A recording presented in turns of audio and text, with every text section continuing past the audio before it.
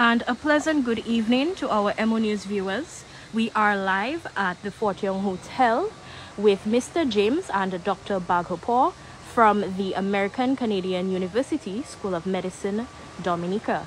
They're here to give us a little bit of a Q&A, a little bit of a conversation regarding the university and its coming to Dominica with the recent announcement that they will be planting roots here in our beautiful nature island.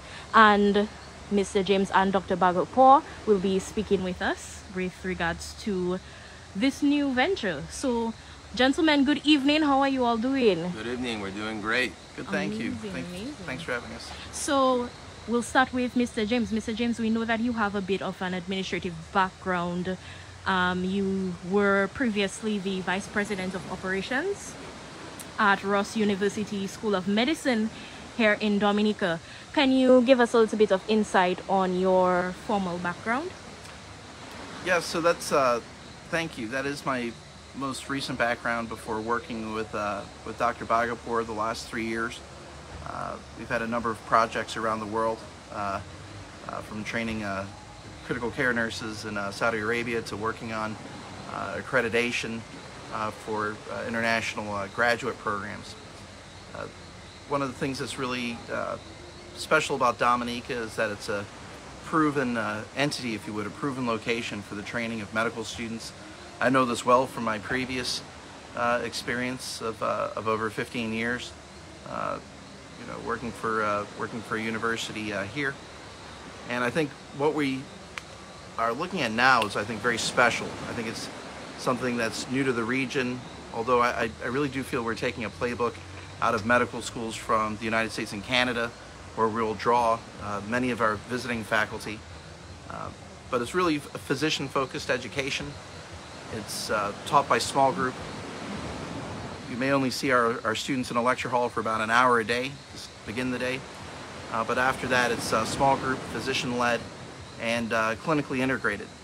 And I think one of the really important things about Dominica as a venue for this training are the amazing updates, improvements now with Dominica China Friendship Hospital, the new clinics, the new hospital in Marigot, the hospital that's there in Portsmouth, and all the potential that has as well. But it's really an expectation now in the U.S. and Canada for medical education to be clinically integrated, even from the first days of medical school. And I think a lot of schools talk about that, but I think if you look at the entire design of our curriculum and really the faculty that we hire, really being physician-led, it's going to be very different. We're also interested in developing graduate education programs here in Dominica, so the hospital and hospital system can be a teaching hospital, a teaching venue. And we think it's important that the physicians that teach our students are also here providing a service to the people of Dominica. We see that as an expected requirement of their employment by the medical school, that they give back to the healthcare system here in Dominica. Oh. So would there be any, for example, would there be any mandates per se with regards to that? Or, like, for example, would there be a certain amount of hours that they would have to work at the Dominica China Friendship Hospital to ensure that, they're doing their share to give back? Correct. Mm-hmm. There'd be some faculty actually that would be full-time clinical faculty, those that are associated with the graduate medical education program. But really we're earmarking between 10 and 20% of faculty time, depending on the faculty member, to be dedicated to the healthcare system. I think it depends on specialty type. We understand that there's certain areas of shortage right now. A neurologist, for instance, is sorely needed. We actually have an existing faculty, an existing curriculum that we've developed, and one of our first faculty members that we'll bring to Dominica is a neurologist, for instance. So I think it depends on the area of expertise. And would you say that the persons that are going to be on board with this, the physician-led faculty, will they be participating in the healthcare upkeep of other institutions in Dominica, for example, the Marigot Hospital, especially as there are new renovations taking place, or, for example, the Portsmouth Hospital and, the smaller health clinics on the island? We want our faculty, our physician faculty members to be where they're needed. And we're going to take our cue really from the government, from the Ministry of Health, from the Dominica Health Authority, from the training venues themselves, and we're going to take that feedback, and our faculty will be where they're needed, and they're also going to be needed in our small group sessions as well. So they'll be on campus, and they'll be in the healthcare community as well. Amazing. Okay. Now, Mr. James, you've given us a bit of an earful, so we're going to move our attention over to Dr. Bagapore. And Dr. Bagapore, we know that in the past you were a student, you're a previous student of the Ross University School of Medicine, is that right? That's right. My name is Dr. Arvind Bagapore. Most people in the hospital and at work call me Dr. B because it's easier to say. I lived in Dominica in the mid-2000s. I was a student at Ross University School of Medicine. I came to the United States as a first-generation immigrant with my family. My mom came to California when she landed with a bag of rice and beans in one suitcase to make sure she can feed me and my brother, and a suitcase filled with clothes for us. Dominica helped me finish my dream of becoming a physician. I went through primary school and secondary school in the United States. I finished my college degree in the University of Texas, and then I came here to Dominica. And Dominica became the place I would consider my second home, and it was my primary home for several years. I made so many good friends here. I really enjoyed my time here, and I was able to focus clearly as a medical student without any distractions in Portsmouth. I had a great community surrounding me, community of students, and more importantly, a community of friends that were Dominican. And they supported me, and they supported the other medical students while we were going through, I would say, probably one of the toughest times of our lives. Education in medical school is quite grueling, and you have very little time for distraction. You're away from your family, and the most important thing you need is a good support system, and Dominica and the people of Dominica provided that support system to me. It allowed me to graduate from here. I went and did my general surgery internship in New York City at Beth Israel. Then I completed my radiology residency at the University of Texas at Austin, and I finished my interventional and vascular radiology fellowship at the Cleveland Clinic, which is world renowned. All that was because Dominica gave me the opportunity and guided me through the initial stages of my medical education, and I would not be sitting here today, and I would not be seeing patients and helping people if it wasn't for the people here and the school I attended here. So would you consider this as your opportunity to give back to Dominica for all that it's given to you over the years? I see this as one big opportunity, yes. I already started giving back last year when COVID was spreading pretty rampantly throughout the community. We donated through our clinical side thousands and thousands of tests for COVID testing. As a donation, we helped start the drive-through center at the stadium, and we donated our technology and machines when nobody else had them. And I also donated a state-of-the-art vaccine freezer that was able to hold up to 16,000 dosages of vaccines.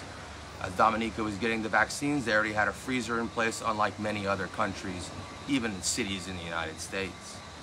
This I see as the second part of me giving back, but also coming back and bringing an educational pathway and opportunity to many people in the United States and Canada and throughout the world to go through what I went through, except with a better model, more modern model, more non-profit model. Yeah, and I should say that, yes, non-profit model. The school is set up as a non-profit. The name of the school is American Canadian School of Medicine. We'll have clinical affiliates in the United States and in Canada, as well as our clinical home here at the new Chinese Friendship Hospital, which is a state-of-the-art hospital and has every tool that's needed to train a medical student and even after medical school. And I find this as blessing, and I'm thankful for the community and the people and the government to provide us the opportunity to come here and bring students back to the island, and not just Portsmouth, but also to Roseau. Because we have a new hospital, we're able to rotate our students through that hospital as well. So in their 3rd and 4th years, some of them may be living here in Roseau instead of just Portsmouth. So now we have a more global economy throughout the country. And that wouldn't be possible if the healthcare system that has been established over the last several years wasn't created. So now we have a medical school that functions just like a North American medical school here. It's integrated with the hospital and healthcare system, and it's like any other university in the world. It doesn't have another standard. And then one of the very most important things to mention is it'll never leave Dominica. It belongs to Dominica.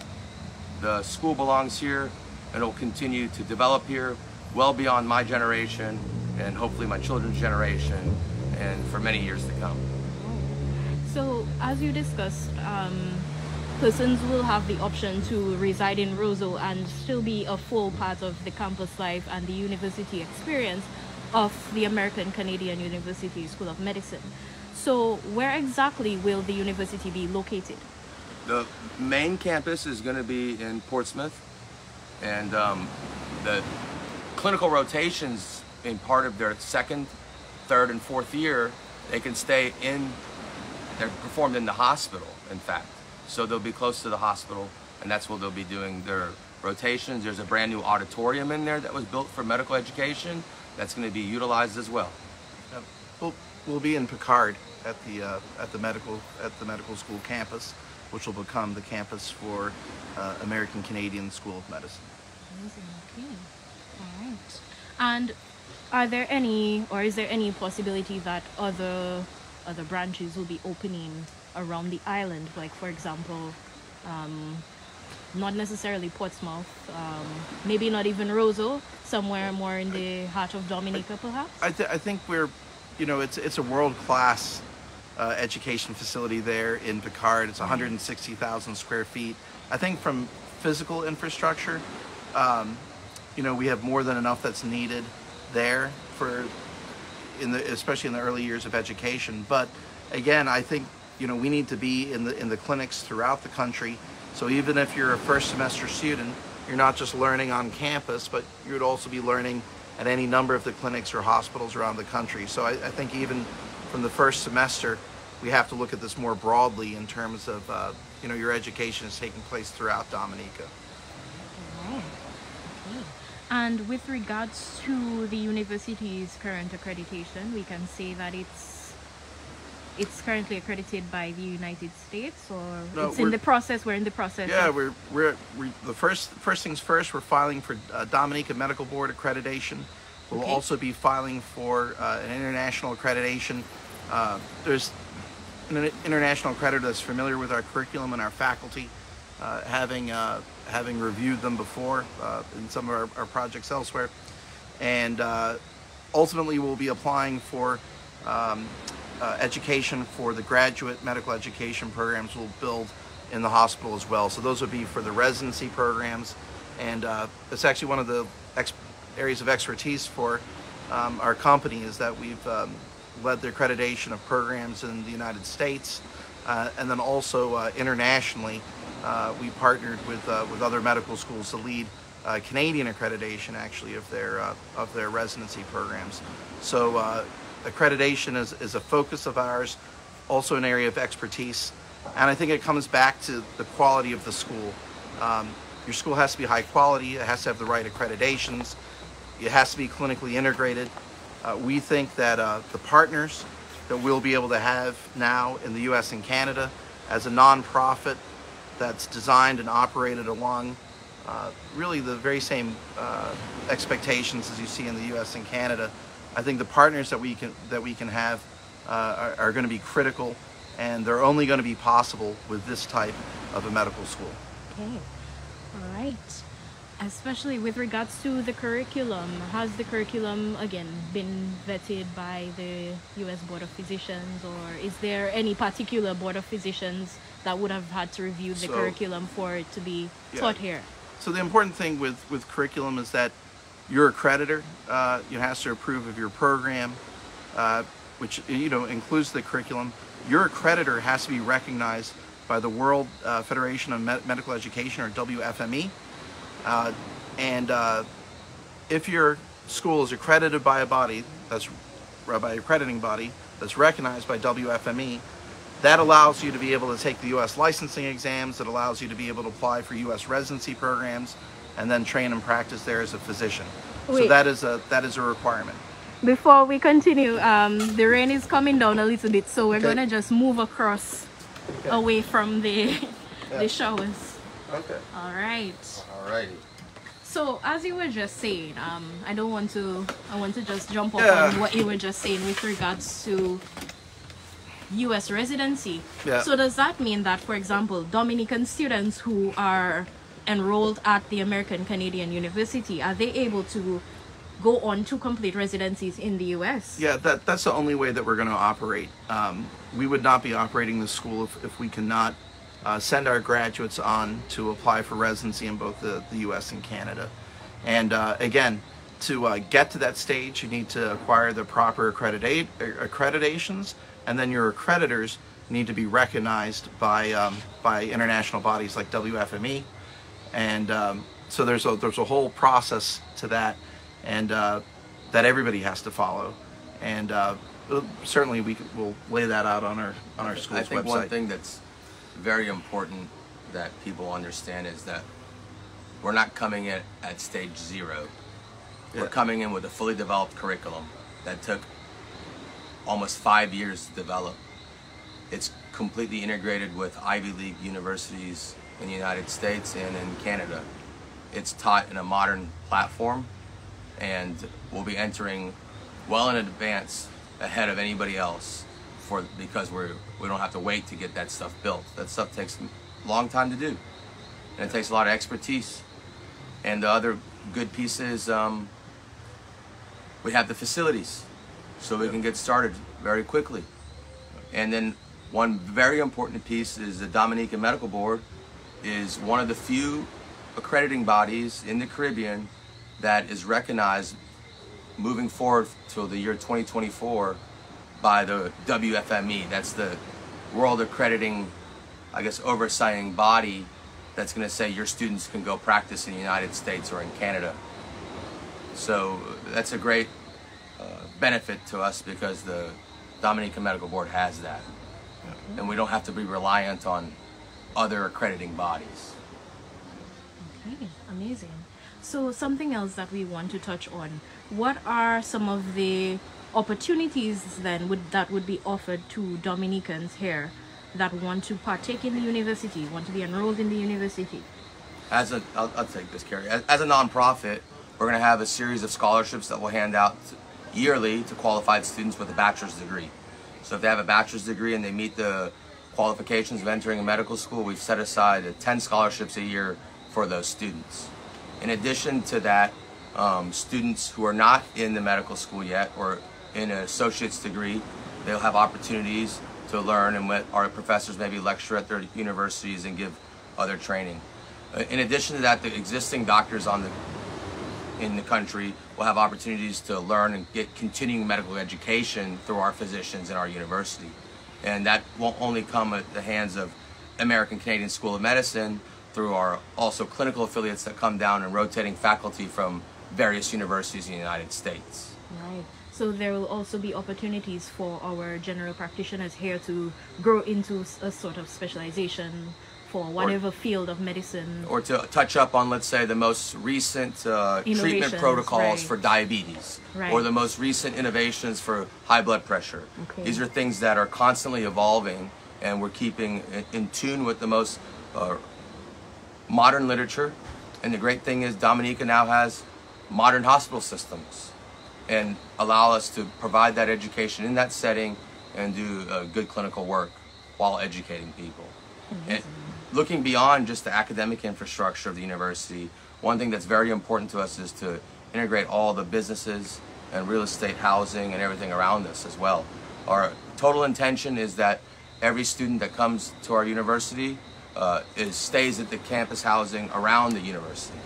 And then also when we bring on, I think Carrie, you say it best if you want to talk about it, how the local businesses will be involved. Yeah, I think that is a different operational model. One of the things that we've noticed in the last few years is that there's been a number of businesses that have started. There's a lot of people in Dominica that have an expertise at running medical schools and running different aspects of operations and services for medical schools. You've seen people go on to found IT companies.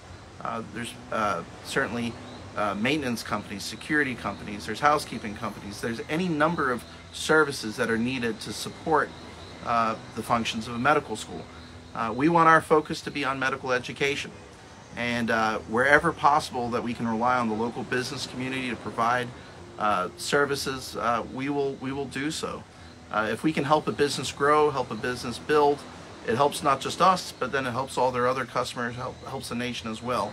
And so we're aiming to be more inclusive and less exclusive. It's not a matter of just onboarding everything onto our campus and keeping it behind a gate. We want the community to be part of us and us part of the community. I'd even say for our admissions, you know, we're selective. If you look at our visiting faculty and some of the institutions that they're drawn from that Dr. Bagapur alluded to, if you're looking at our permanent faculty that will be on campus in Dominica, they all have expectations of who sits in their class. And this is part of our looking to partner in the U.S. and Canada with the U.S. and Canadian medical community. We're going to be selective, but we're still going to be inclusive. And people that have earned the right for this opportunity, we want to give it to. We want to give them that opportunity to train for their MD. And so we aim to be inclusive both for our students and also for local businesses and members of the community as well. Sure.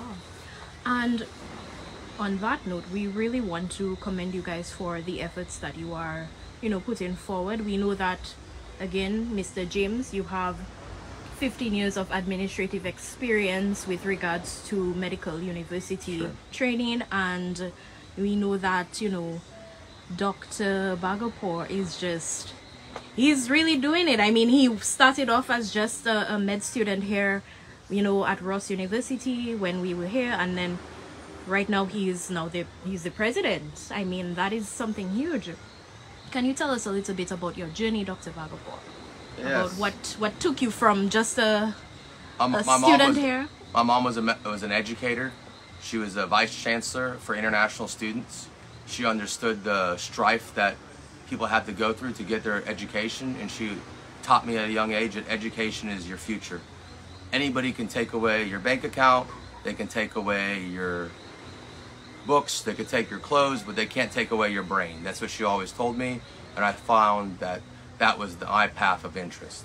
I'm very interested in treating patients in clinical care, but what I noticed is if I can teach one doctor, they can go out and treat 1,000 patients a year. So if I can train 1,000 doctors, then my social impact will be much, much bigger. And that's what my goal is.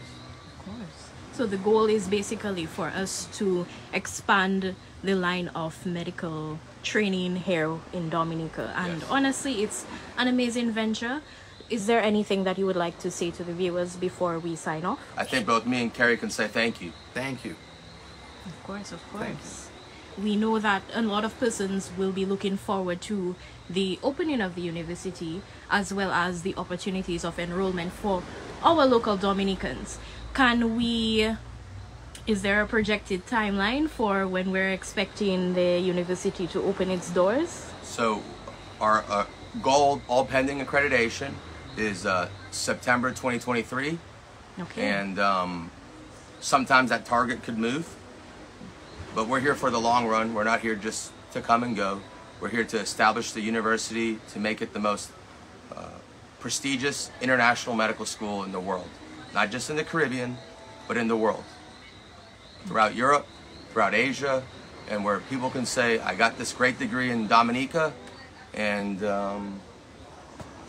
And our goal through that to get there will be releasing information, releasing criteria for scholarships, and continuously keeping communications with the community so everybody knows what's going on. And when we have our launch date and our accreditation is set, we will be for sure notifying everybody as well and having an open house. Yeah. And we welcome everybody from the community to visit us. September 23 is the target, and some milestones. You're going to see us move some of our faculty, some of our most critical faculty members here that we want to get integrated into the healthcare system. You'll start to see them arrive in the next few months, and certainly in the next few months we're going to start seeing. We're going to start bringing our faculty down here because Okay. it's important for accreditation. So we have the curriculum, and it's all hosted in a learning management system called Canvas. So it's something that's ready for review from accreditors, but we also have to have our faculty down here well ahead of the students as part of that process and part of our application. So you'll start to see us onboard faculty members here and start setting up the operations of school. So all that has to take place well ahead of September 23. So we're eager to get going, and as Darvin said, thank you. This is a team effort. It's going to take us, it's going to take the community, it's going to take the hard work of our faculty, it's going to take the welcoming teamwork of the healthcare system. We like to think that there's no sides here, we're all on the same team, and this is going to be a great thing for our students, for our colleagues, but for the people, for the nation, and we're looking forward to pulling together with everyone to making this a resounding success. Thank you. Amazing. Thank you so much. As well, we want to commend you guys once again. It's an amazing venture. We hope to see, the fruitfulness of this endeavor for a lot of us here in Dominica. Like you said, it's going to create so many opportunities, not just for persons in the medical field, but also persons in adjacent fields, like for example, the securities, the shopkeepers, the homeowners that are going to be renting to students. So again, kudos to you all for this amazing endeavor. We wish to see a lot more. As well, is there an available point of contact or a website, an email address, somewhere we can reach you all? The website is under construction. We started it 3 months ago. As you know, it could take some time to get it finally approved and sent out. Okay. We'll have a landing page where you will have a contact us on it, and I can give that to you shortly via email, so you could share it with people. Okay. And for now, the point of contact, I guess, would be Carrie James. Yep. And I'll share my information. And we'll share your information, and we'll give the email. And a lot more is to come. We have our launch meetings to get everything organized and clearly move forward with a plan. Right. Will there be an official launch at the school site? Yeah, when everything's put together, we'll have an official launch. We'll have an open house.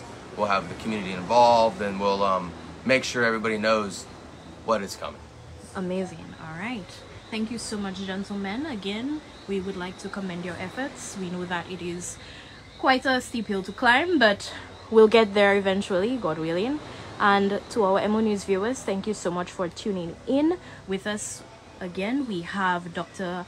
Arvin Bagapur, who is a radiologist, and he is the president of the American Canadian University School of Medicine in Dominica. As well, we have the executive vice president, Mr. Carrie James, who served 15 years as an administrator and previously served as the vice president of operations at the Ross University School of Medicine.